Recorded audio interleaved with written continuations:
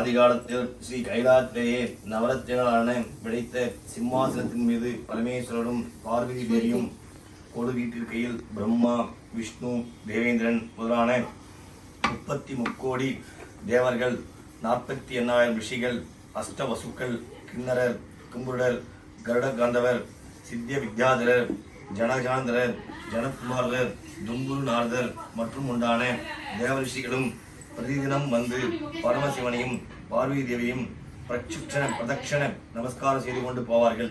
இப்படி இருக்க ஒரு நாள் சமஸ்த தேவர்களும் ரிஷிகளும் வந்து ஈஸ்வரையும் பிரதட்சண நமஸ்காரம் செய்து செலவு பெற்றுக் கொண்டு தங்கள் யதாஸ்தானங்களுக்கு போகிற சமயத்தில் பிரிங்கி என்ற ரிஷி ஒருவர் மாத்திரம் பார்வதி அம்மனை புறம்பாக தள்ளி ஈஸ்வரனை மாத்திரம் பிரதட்சணம் நமஸ்காரம் செய்து ஆனந்த கூத்தாடினார். அப்பொழுது பார்வதி அம்மனுக்கு மகா கோபம் உண்டாகியது.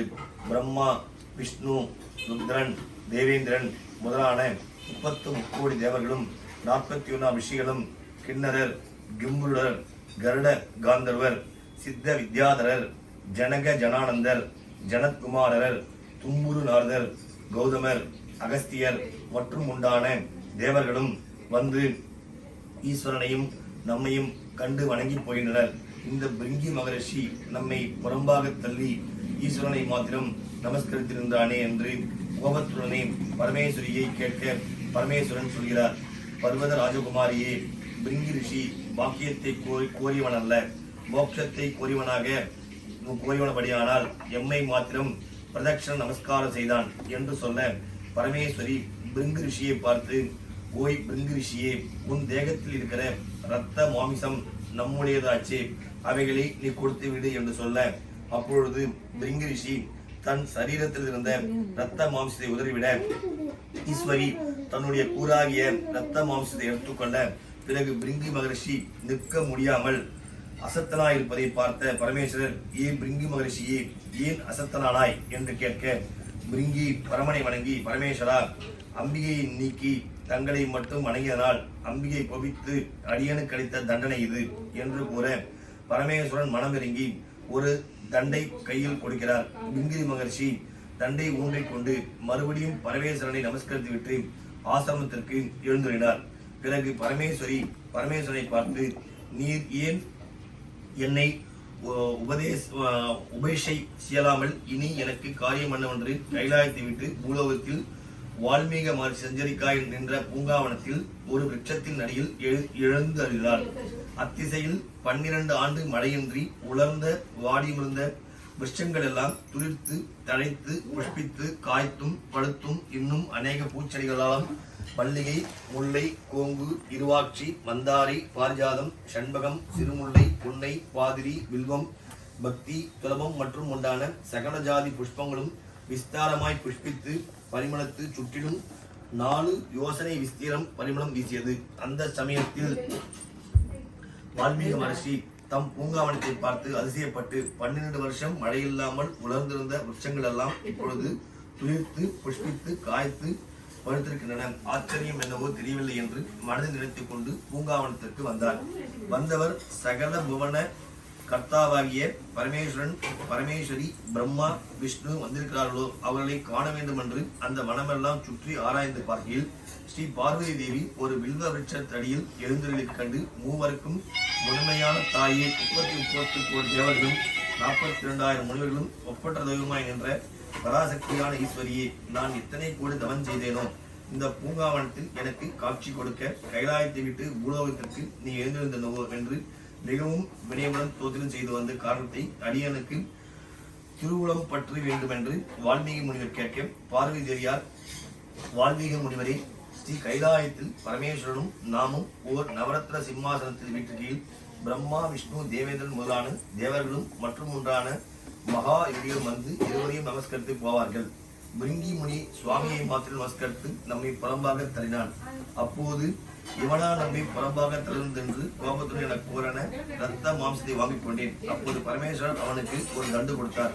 இப்படி செய்யலாமா என்று கேட்டதற்கு அவர் மறுமொழி சொல்லவில்லை. ஆகையால் நமக்கு கோபம் பிறந்து பூலோகத்தில் வருகிற போது இந்த பூங்காவனத்தை கண்டு இங்கே தங்கினோம் என்று பார்வதி அம்மையார் வால்மீகிக்கு உரைக்க அவரும் அம்பிகை தன் ஆசிரமத்திற்கு எழுந்துள்ளபடி வேண்ட அம்பிகையும் அவர் இஷ்டப்படியே எழுந்துள்ள முனிவர் அம்முனிக்க ஒரு ஆசிரமம் ஒரு நவரத்ன சிம்மாசனம் உண்டு பண்ணி அந்த சிம்மாசனத்தின் மீது எழுந்துள்ள பின் பரமேஸ்வரி வால்மீகி முனிவை பார்த்து, ஓ தபசியே, இந்த பூலோகத்தில் நான் ஒரு விரதம் அனுஷ்டிக்க வேண்டும். நூதனமும் மேலானதுமான விரதம் கொண்டிருக்குமாயின் அதை எனக்கு சொல்ல வேண்டும் என்று கேட்க வால்மீகி முனிவர் தொழுது, தாயே, லோகமாதாவி, அபிராமியே, திரிபுர சுந்தரி, சிவகாமி, கௌரவ கைலாட்சவாசி, விபூதி ருத்ராட்சி, கிருபாசமுத்திரி, கிருபானந்தி, கைலஸ்வரூபி, உம்முடைய சன்னிதானத்தில் அடியேன் ஒரு விண்ணப்பம் செய்கிறேன்.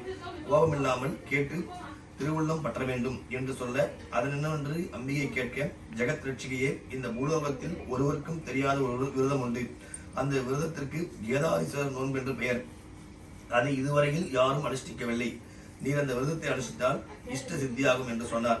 அதை பரமேஸ்வரி கேட்டு அந்த விரதம் எக்காலத்தில் இவ்விதமான அனுஷ்டிக்க வேண்டும் என்பதை விவரமாய் சொல்ல வேண்டும் என்று கேட்க வால்மீகி சொல்கிறார். புரட்டாசி மாசம் சுக்லபட்ச தசமி தொடங்கி ஐப்பசி மாசம் கிருஷ்ணபட்சம் தீபாவளி அமாவாசை வரைக்கும் 21 நாள் பிரதிதினம் ஸ்நானம் செய்து சுத்த வஸ்திரம் அணிந்து ஆள் அமிர்தத்தின் கீழ் சிவலிங்க பிரதிஷ்டை செய்து அபிஷேகம் செய்து விபூதி சந்தனத்தால் புஷ்பம் சாத்தி வெள்ள உருண்டை, சந்தன உருண்டை, மஞ்சள் உருண்டை, அதிரசம், வாழைப்பழம், தேங்காய், பாக்கு, வெற்றிலை இவைகளை வகைக்கு ஒன்றாக வைத்து வில்வார்ச்சனை தூபதீப நைவேத்தியம் செய்து நமஸ்கரித்து 21 இழையிலான ஒரு கயிறு முறுக்கி அதை தினம் ஒரு முடியாக 21 நாள் முடிந்து தினமும் உபவாசம் இருந்து நைவேத்தியம் செய்து அதிரசம் உண்டு 21 நாளும் விரதத்தை அனுஷ்டித்தால் 21ஆம் நாள் தீபாவளி அமாவாசையிடம் பரமன் ரிடப வாகனருடனாய் காட்சியளித்து கேட்ட வரதை கொடுப்பார் என்று வால்மீகர் சொல்ல, கேட்ட அம்பிகை மகிழ்ந்து அதே பிரகாரம் ஐப்பசி மாசம் சுக்லபட்சம் தசமி முதல் அமரபட்சம் சதுர்தசி அமாவாசை ஒரு 21 நாளும் வால்மீகர் தெரிவித்தபடி நியம நிஷ்டையுடன் உபவாசம் இருந்து அனுஷ்டிக்க பரமேஸ்வரத்திற்கு மகிழ்ந்த பரமன் தேவகணங்கள் புடைசூழ காட்சியளித்து இடபாகத்தை பரமேஸ்வரி கொடுத்து அர்த்தநாரீஸ்வரராக கைலாயத்திற்கு எழுந்தருளி வீட்டறிந்தார். இவ்விரதத்தின் மேன்மையை கண்ட தேவர்கள் இருடிகளும் முதலாளர்களும் அன்று முதல் இந்த விரதத்தை அனுஷ்டித்து வரலாயினர்.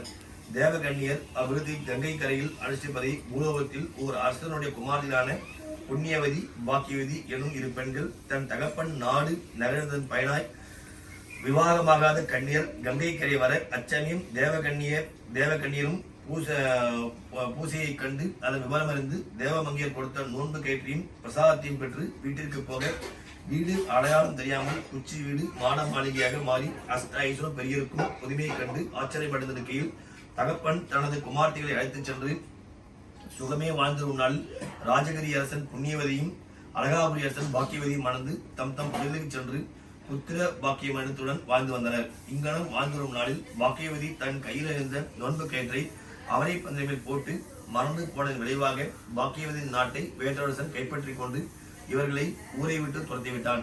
பாக்கியவதியும் அவள் புருஷம் நித்திய தரித்திரர்களாகி உண்ண உணவும் உடுக்கு உடையுமின்றி இருக்கையில் நோன்பு கயிறு அவரை பந்தில் இருந்ததால் அவரைக்காய் மிகுதியாய் காய்க்க பாக்கியவதி அந்த அவரைக்காய்களை சமைத்து புசித்து ஜீவித்து வந்தனர்.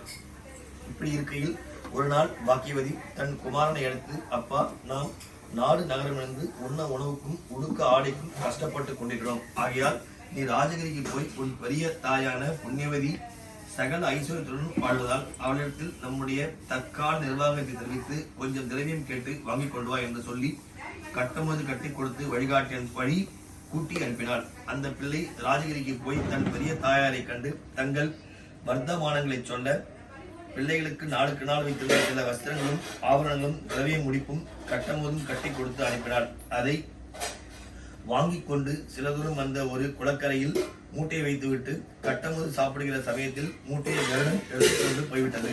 அது கண்ட சிறுவன் மனசாப்பட்டு மீண்டும் பெரிய தாயுடன் சென்று நடந்ததை சொல்ல அவள் விசனப்பட்டு மறுபடியும் சில திரவியம் கட்டி கொடுத்து அனுப்பினாள்.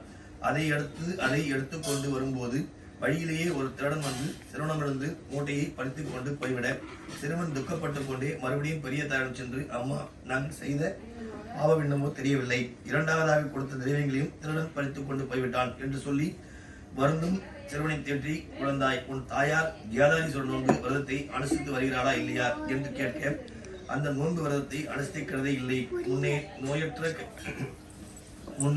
நோயுற்ற கயிற்றையும் அவை பந்தன் மேல் போட்டுவிட்டாள். அன்று முதல் இவ்வித கஷ்டங்களை எல்லாம் வந்ததென்று தெரிகிறது என்று கூறினான். இதை கேட்ட புண்ணியவதி மிகவும் மனம் வருந்தி ஐப்பசி மாதம் வருந்தனிடம் சகோதரி குமாரனை தன்னிடமே நிறுத்திக் கொண்டு ஐப்பசி மாதம் தான் நோன்பு நோக்கின்ற போது பாக்கியவதிக்கும் ஒரு பங்கு நோன்பு வைத்து நோக்கு அந்த நோன்புக்கையும் பலகாரமும் வாக்கு வெற்றலை மஞ்சள் இன்னும் சில ஆடையாபர்களும் திரவியம் கொடுத்து காவலாக சில சேவர்களையும் இனிமேலாவது இந்த நோன்பை விடாமல் நோக்கச் சொல்லி என்று புத்திமன் சொல்லி அனுப்பினாள். பெரிய தாயிடம் விடைபெற்று வரும்போது முன்னே வழியில் பருத்தி போன திருடன் திரவியத்தை கொடுத்து சென்றான். கருடனும் மூட்டையை கொண்டு வந்து போட்டுவிட்டு உன் தாய் கேதாசனுடைய விரதத்தை விட்டுவதனாலேயே விதம் வந்தது, இனிமேலாவது பயபக்தியில் நோன்பு நோக்கச் சொல் என்று சத்தம் உண்டாக சிறுவன் ஆச்சரியப்பட்டு பயபக்தியோடும் சந்தோஷத்துடன் தன் வீட்டுக்கு வந்து தாயின் கையில் பெரிய தாயாரால் கொடுக்கப்பட்ட நோன்பு தூரத்தையும் பலகாரத்தையும் முன்னெடுத்து பிறகு தனத்தையும் கொடுத்து நடந்த சொல்லி வாக்கியவதி வைத்தான். என் அகங்காரத்தினால் கெட்டேன் என்று சொல்லி ஸ்நானம் செய்து ஈஸ்வரன் நமஸ்காரம் செய்து கயிற்றை வாங்கி கட்டி கொண்டார். அந்நாழிகையில் தங்கள் பட்டணத்தை பிடுங்கிக் கொண்ட அரசன் பட்டணத்தையும் யானை சேனை பரிவாரங்களையும் பண்டி பண்டாரங்களையும் பகுத்து கொடுத்து போய்விட்டான். பிறகு முன்பு போலவே பாக்கியவதி அஷ்ட ஐஸ்வரம் உண்டாகவே தான் நோன்பு தருணனாலேயே கேதாரேஸ்வரர் வலிமையை தந்தார் என்று அறிந்து அது முதல் நோன்பை கைப்பற்றினார். சகல பத்தும் பெருகி சுகபத்தோடு வாழ்ந்து வந்தனர். அதனால் இப்பூலகத்தில் கேதாரி விரதத்தை மனப்பூர்வமாக விரும்பிச் செல்வர்களுக்கு பரமேஸ்வரன் சகல செல்வங்களையும் அனுகரிப்பார். அன்பர்கள் இந்த நோன்பை பக்தி வினயத்தோடு செய்து சுக சேவங்களையும் அடைந்து மேன்மையாக வருகிறது. சுபம் சுபம் சுபம். தேங்காய் உடைச்சிட்டுமா நீங்க